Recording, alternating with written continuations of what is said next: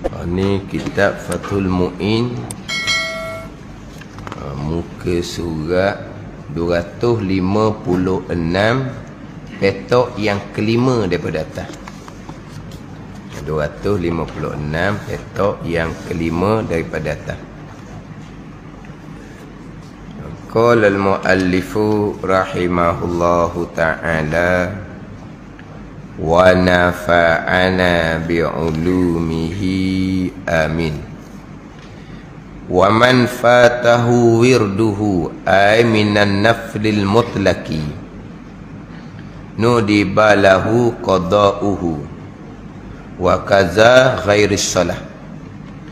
Bagi orang yang meninggalkan solat sunat sebagai kebiasaan wiridnya, disunnahkan agar mengqada'.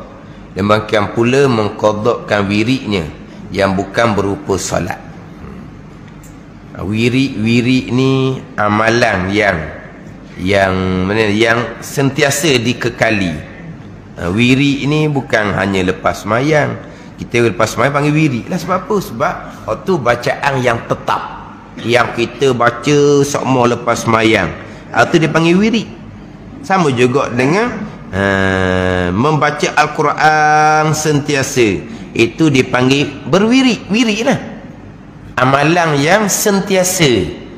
Jadi wirid dia, jadi amalan dia. Jadi amalan yang sudah menjadi wirid, amalan dia sentiasa. Apabila ditinggalkan, sunat diqadakkan, sama ada sembahyang ataupun selain daripada sembahyang. Dia baca Quran, memang wirid dia dah. Pagi-pagi banyak mana dia baca, jadi wirid. Jadi amalan yang tetap. Wirid sembahyang ni bacaan tetap lepas sembahyang. Jadi bacaan yang ini menjadi bacaan tetap bagi dia Quran ni. Tapi satu pagi tu tak tahulah macam mana, tak sehat ke macam mana ke, jadi tertinggal. Esok dia mengulangi balik wirid dia tu. Dia bukan hanya mengulangi hak esok tu pula, dia kena qada' hak sebelum yang ditinggal. Dia gitu. Hak itu tak dah teruskan. Tapi ada satu hari dia tertinggal, sunat dia kena qada' tu. Ada ni. Ni contoh, ada orang jadikan sebagai wirid dia. Tiap-tiap pagi dia ke masjid, dia akan masuk duit RM5 ke tiap-tiap pagi. Ada orang amal seumpama tu. Tiap-tiap pagi dia masuk je dalam masjid, RM5, RM2, tak kira lah.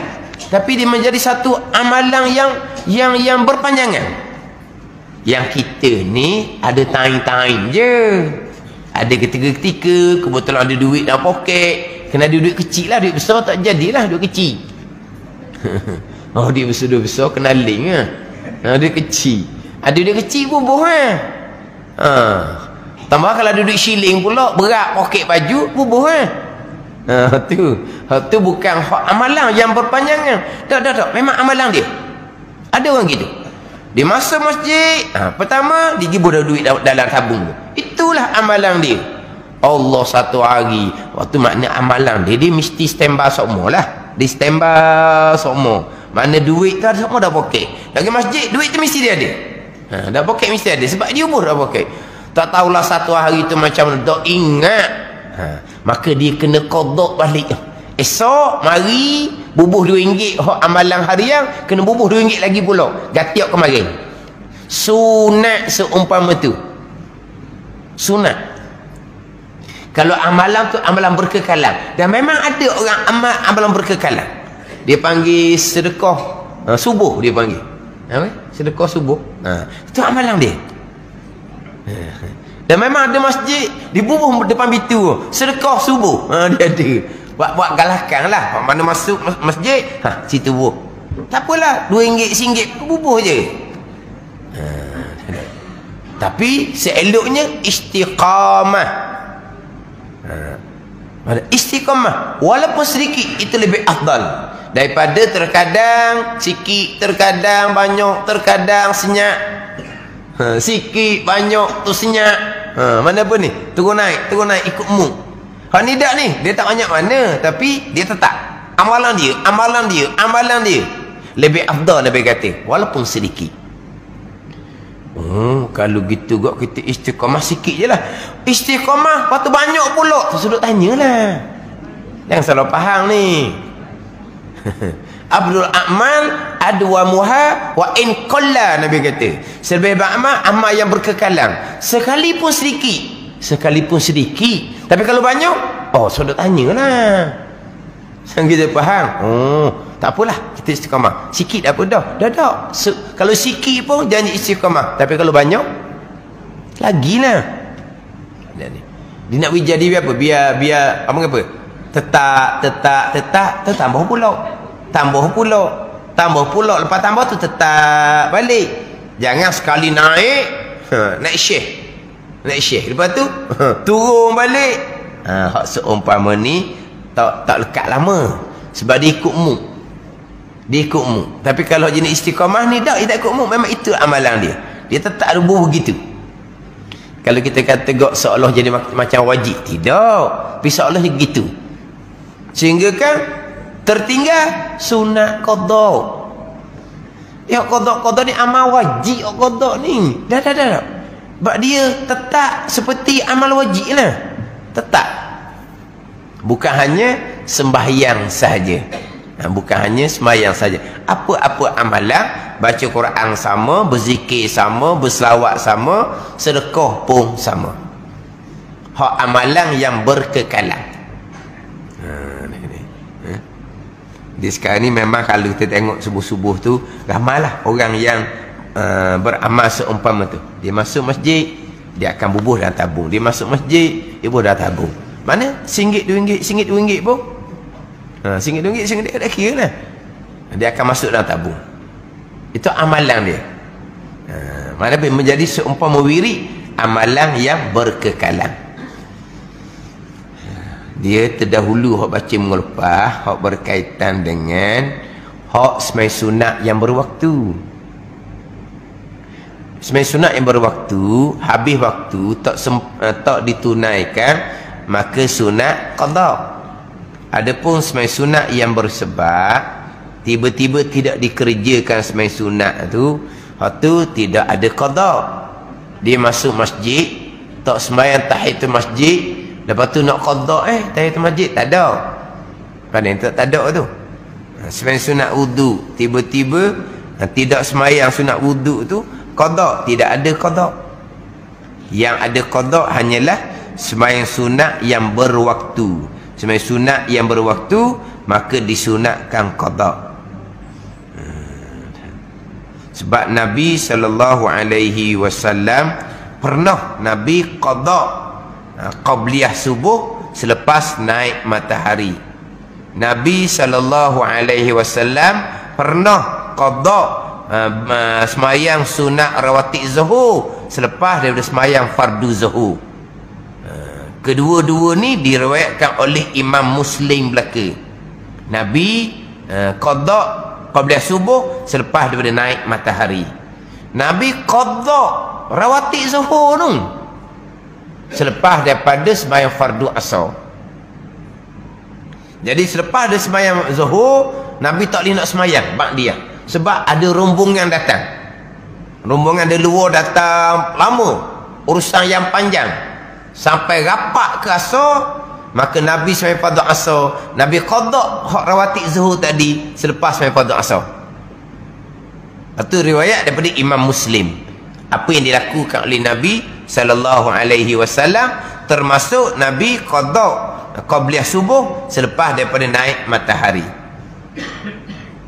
Lepas tu dalam mazhab Syafi'i kita, lepas main fardu subuh, kita belum lagi sembahyang qabliyah subuh, kita boleh sembahyang qabliyah subuh selepas sembahyang fardu subuh. Hak tak bolehnya mazhab Hambali dengan mazhab Hanafi. Mazhab Syafi'i kita boleh, disunatkan. Tapi hak tu tak panggil qada. Hak tu tak panggil qada. Jadi hak Nabi buat, hak tu qada. Sebab Nabi buat selepas naik matahari, lepas naik matahari pada ni. Jadi waktu qabliyah subuh sudah habis, dia panggil qada. Ada ni. Masuk waktu asar, rawatib zuhur habislah dengan masuk asar, dia panggil qada. Adapun kalau kita sembahyang qabliyah subuh selepas sembahyang fardu subuh belum lagi syuruk, itu tak panggil qada, itu panggil tunai. Itu panggil tunai. Dahulu sudah membicarakan berkaitan dengan waktu bagi rawatib qabliyah dan waktu bagi rawatib ba'diyah. Kat mana dulu ada bicara dahulu. Waktu bagi rawatib qabliyah dan waktu bagi rawatib ba'diyah. Sebab qabliyah ba'diyah ni sembahyang sunat yang berwaktu. Bila sembahyang sunat berwaktu, dia ada waktu masuk, dia ada waktu habis. Berwaktu berarti ada waktu mula, ada waktu berakhir. Bilakah masuk waktu? Bermula waktu qabliyah dengan masuk waktu sembahyang. Kita buat lepas rebang lah, tapi waktu bermula selepas daripada masuk waktu sembahyang. Bilakah berakhir waktu qabliyah? Dengan berakhirnya waktu sembahyang. Itu mazhab Syafi'i. Bilakah berakhir waktu sembahyang subuh? Syuruk, barulah berakhir qabliyah subuh. Bilakah berakhir waktu zuhur? Asar, barulah berakhir waktu qabliyah zuhur. Bilakah berakhir waktu asar? Maghrib, barulah berakhir qabliyah asar. Pada ni. Bukan dengan sembahyang subuh berakhir waktu qabliyah subuh, bukan. Saya lupa nak bawa ni, kita sudah bicara dah terdahulu. Cuma kita disunatkan sembahyang qabliyah sebelum sembahyang fardu, disunatkan sahaja. Yang lupa tu pembicaraan kita dahulu. Disunatkan sahaja. Diharuskan kita buat qabliyah ni selepas dari sembahyang fardu, diharuskan.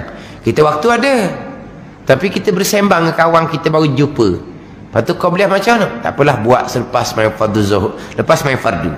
Subuh ke zuhur, asar, maghrib, isyak, tak kira lah. Lepas dia sembahyang fardu. Harus. Bukan terkadang sunat kita sembahyang rawatib sebelum qabliyah tu buat selepas fardu. Sebab apa? Orang nak qomat dah. Kita masuk masjid, nombor waktu iqamah tu nyala dah, tak nyala dah.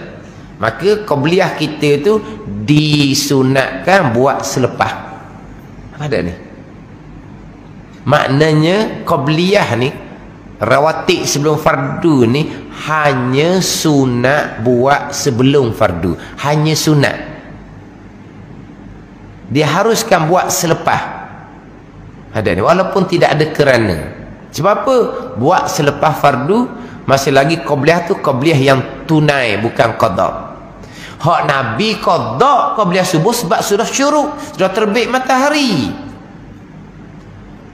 Ada ni. Hak Nabi qada qabliyah subuh tu syuruk, terbit matahari dah, baru Nabi qada. Adapun kalau qabliyah subuh kita qada selepas sembahyang fardu subuh, itu tunai waktu dia lagi. Ada ni. Tapi kalau mazhab Hambali, Hanafi, dia tak boleh sembahyang belaka tu. Dia lepas dari subuh asar tak boleh sembahyang belaka. Dia mazhab Hambali, Hanafi ni, tanah haram Mekah pun ada waktu tahrim lagi. Tanah haram Mekah ada waktu tahrim. Dan mazhab Syafi'i, tanah haram Mekah tak ada waktu tahrim dah. Ada. Kalau mazhab Hambali, Hanafi tak boleh, sama je. Duduk tanah halal, duduk tanah haram Mekah, sama je, ada waktu tahrim. Itu mazhab Hambali dengan mazhab Hanafi. Dan mazhab Syafi'i tak, mazhab Syafi'i, mazhab Maliki tak. Tanah haram Mekah tidak ada waktu tahrim. Ada ni.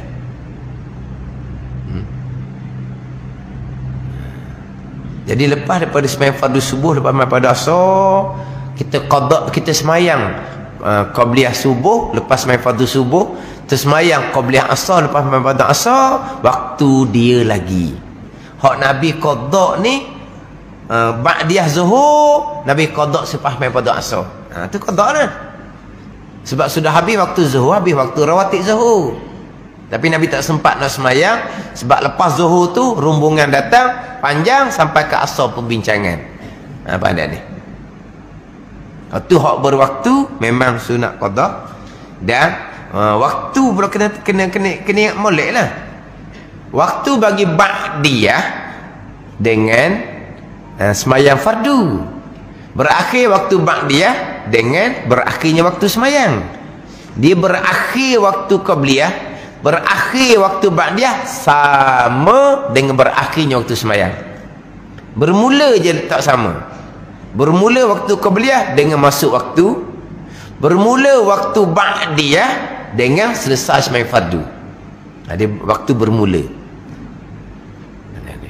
Ada ketika waktu ba'diyah belum masuk, tapi waktu sudah habis.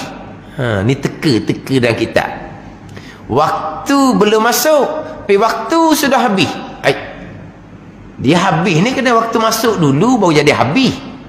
Waktu tak masuk lagi, tapi habis dah. Boleh tau. Itu panggil teka. Dia tak panggil teka. Waktu belum masuk, tapi waktu sudah habis. Pelik tu panggil teka. Mana?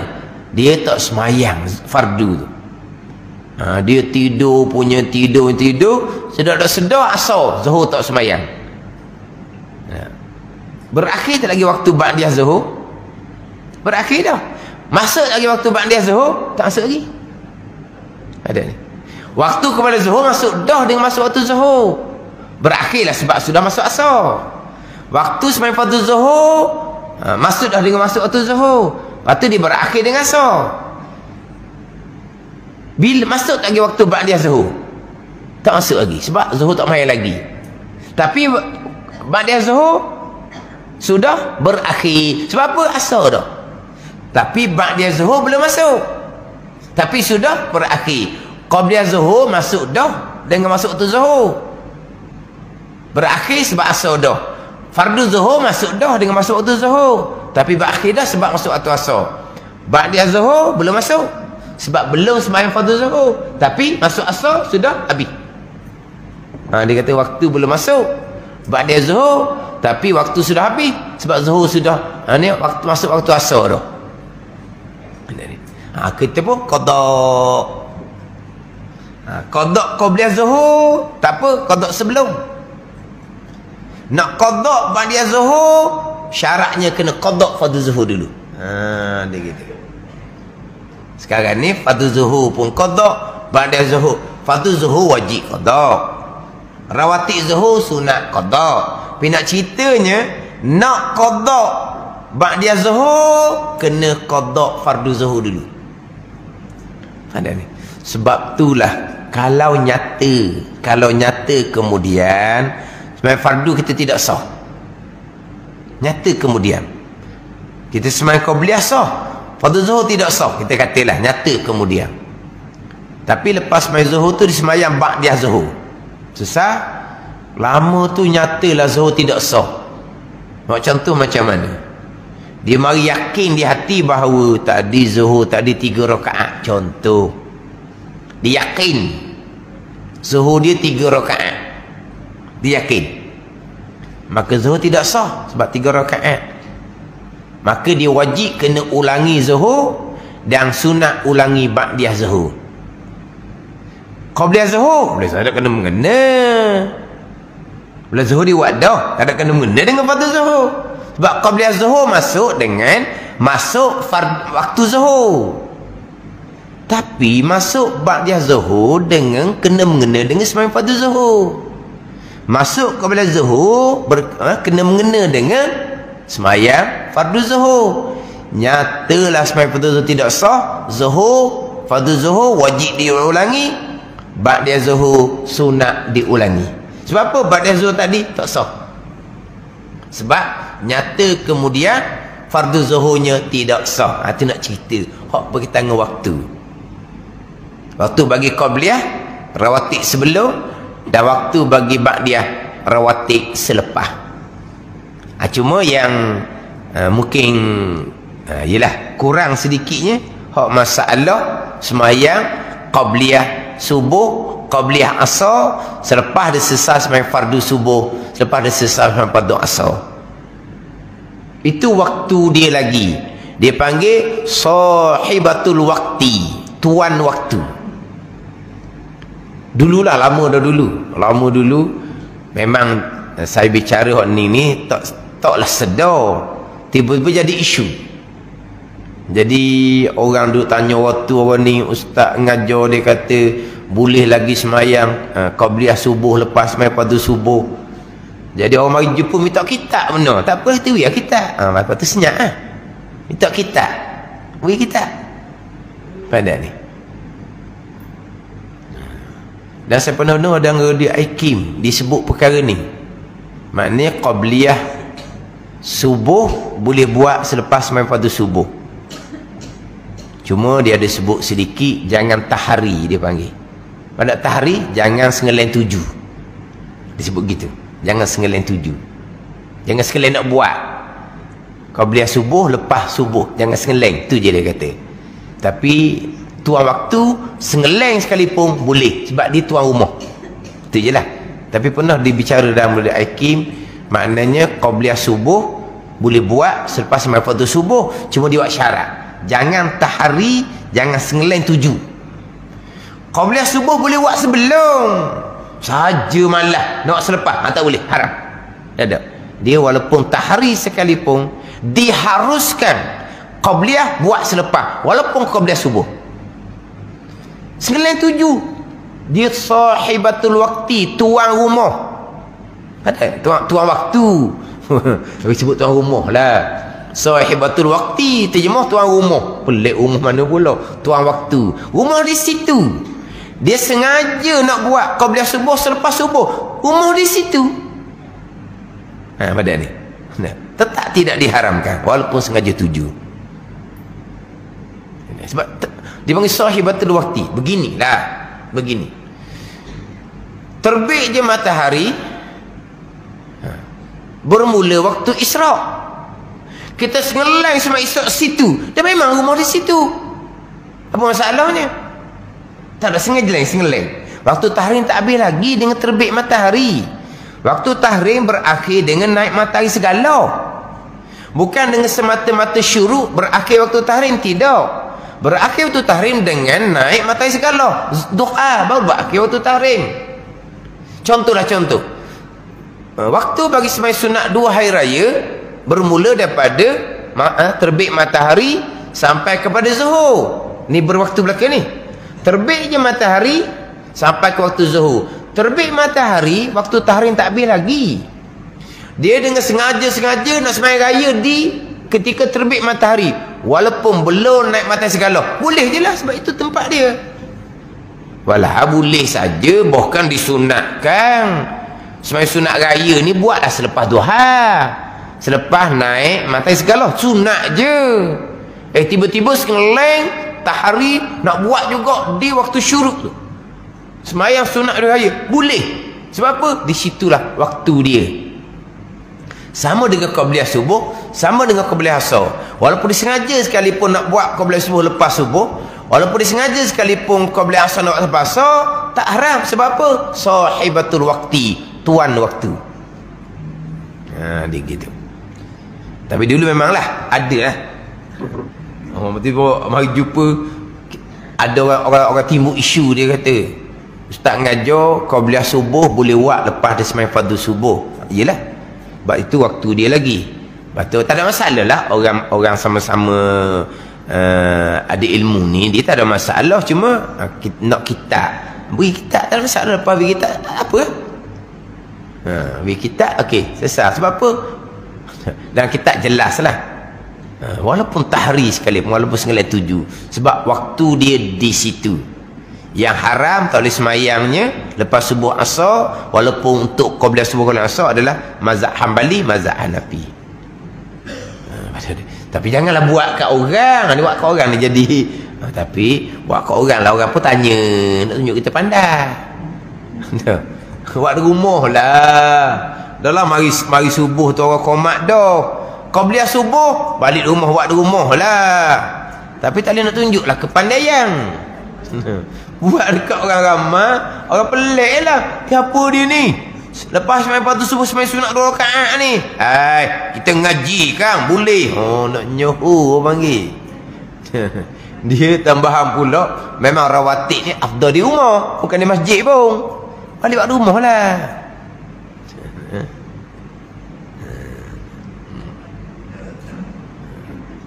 Mana kita balik pada waktu bila qabliyah ni bermula dengan masuk waktu, bila berakhir dengan berakhirnya waktu. Jadi berakhirnya qabliyah subuh dengan syuruk, berakhirnya qabliyah asar dengan masuk waktu maghrib. Tapi kalau buat lepas main subuh, qabliyah subuh, lepas main asar, qabliyah asar, dia tidak panggil qada, dia masih lagi panggil tunai sebab dalam waktu. Adapun Nabi qada qabliyah subuh selepas terbit matahari, waktu sudah berakhir.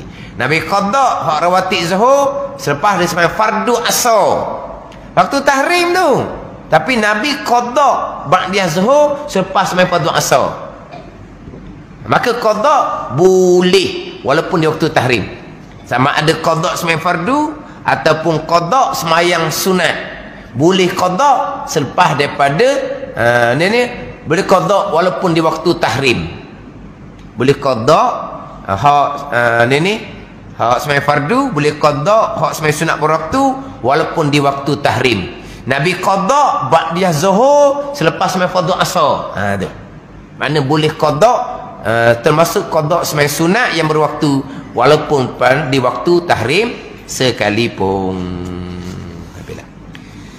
Wala hasra lin mutlaqi, dimasuk pada sembahyang sunat mutlak.